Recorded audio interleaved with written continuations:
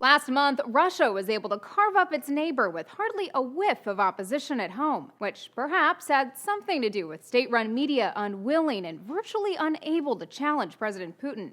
Instead, they portrayed the Ukrainian opposition as fascists and Nazis and denied the presence of Russian troops, despite evidence to the contrary. And further stoking tensions around Ukraine, the Western media has been flooded with reports going as far as suggesting the Russian army is invading Ukraine. And that's how some Western observers say the Kremlin is justified to its citizens' intervention in Ukraine.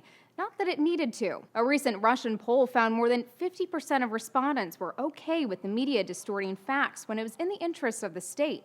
70% were okay with the media holding back information. This isn't entirely surprising. Putin has been cracking down on what's left of Russia's independent media for some time. Back in December, he unexpectedly liquidated the state-owned, though somewhat independent, news agency RIA Novosti and put anchor Dmitry Kiselyov in charge. He's known for his anti-West and anti-gay rhetoric, and British paper The Economist dubbed him Russia's chief propagandist. Kiselyov's the one who recently boasted Russia could still turn the U.S. into radioactive dust. Then, just before the Winter Olympics, cable networks suddenly dropped Russia's last independent TV channel, described as the only channel where scripts and video weren't subject to Kremlin review. Not long after, Russian media regulators replaced the longtime editor-in-chief of independent online paper Lenta.ru with a pro-Kremlin editor. This after the former editor ran a story featuring the leader of a Ukrainian ultranationalist group. As she told USA Today, this isn't just media pressure, it's a mop-up operation. Last week alone, several media outlets were reportedly sanctioned when their narratives did not match the state's talking points. A writer for The Guardian explains what's going on.